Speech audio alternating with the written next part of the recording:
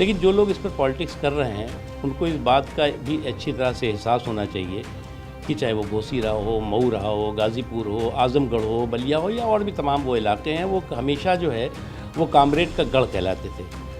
वो क्रिमिनल्स का गड्ढा कैसे बन गए? तो इसलिए इस तरह की सियासत करने से पहले उसके इतिहास, भूगोल और वर्तमान को देखने की ज़रूरत है। अब दिक्कत है इन लोगों की कि मोहल्ला इनसे जो है वो संभल नहीं रहा है और मुल्क की ठेकेदारी लेके बैठे हुए हैं।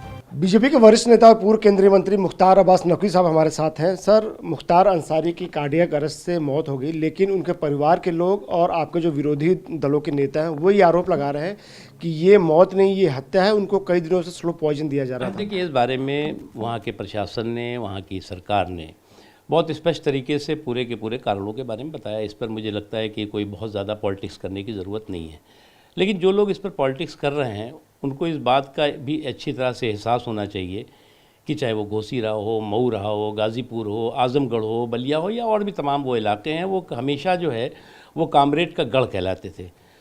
वो क्रिमिनल्स का गड्ढा कैसे बन गए, जिसे कि पूरा देश जो है वो कामरेडों का गढ़ कहता था कि वहाँ से कामरेड निकलते थे, होते थे, उसके बाद ये क्रिमिनल्स का गड्ढा साबित होने लगा। तो इसलिए इस तरह की सियासत करने से पहले उसके इतिहास, भूगोल और वर्तमान को देखने की ज़रूरत है। इसी बिना पे अब समाजवादी पार्टी के नेता कह रहे हैं कि आजम खान को भी जेल से बाहर निकाल देना चाहिए। उनके साथ भी ऐसा हो सकता है? तो इस तरह का इमोशनल जो ड्रामा है उससे कोई काम नहीं होने वाला है। कानून की हिफाजत में जो है, हिरासत में जो है, उसका कानून अपना काम कर रहा है। इसमें जो है वो अभी से आप जो है वो इस तरह के इमोशनल ड्रामे से जो है वो कोई पॉलिटिकल फ़ायदा उठाने की कोशिश करेंगे, उससे फ़ायदा नहीं है। लेकिन अखिलेश यादव ने उत्तर प्रदेश के मुख्यमंत्री का इस्तीफा मांगा, ये कहते हुए कि अगर आप पुलिस की सुरक्षा में, अगर कोई अपराधी या कोई व्यक्ति अगर आप उसकी सुरक्षा नहीं कर पाते, उसकी मौत हो जाती है, तो ऐसी सरकार को सत्ता में बने रहने का हक नहीं। बात दिक्कत है इन लोगों की कि मोहल्ला इनसे जो है वो संभल नहीं रहा है और मुल्क की ठेकेदारी लेके बैठे हुए हैं। मोहल्ले का ठिकाना नहीं है। मुल्क का जो है मुल्क में ठिठोली कर रहे हैं, मुल्क की ठिठोली कर रहे हैं। वो कह रहे हैं हम ठेकेदार हैं मुल्क के। तो इस तरह का जब पहले अपना घर तो संभालो। आप देख लो आपके पश्चिम उत्तर प्रदेश में क्या हो रहा है, सिर्फ फुटबॉल आपस में ही हो रही है।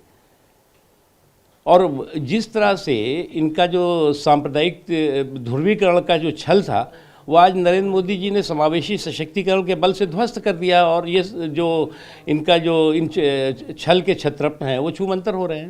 लेकिन परिवार के लोग भी और जो पॉलिटिकल पार्टीज है वो भी कुछ लोगों की ओर इशारा कर रहे हैं कि मुख्तार अंसारी की मौत के पीछे उनका हाथ है, उनकी हत्या के पीछे उनका हाथ है और जांच होनी चाहिए इसकी। देखो, ये चीज़ें जो हैं वो इस तरह के आरोप और ऐसे समय में मुझे लगता है कि ये बिल्कुल गैर वाजिब है और इस तरह के आरोप के माध्यम से आप प्रदेश के माहौल को ख़राब करने की षड्यंत्र और साजिशी मानसिकता के साथ करेंगे तो आपका फ़ायदा नहीं होगा। शुक्रिया हमसे बात करने के लिए। कमसे मस्तान के साथ आनंद प्रकाश पांडे, TV9।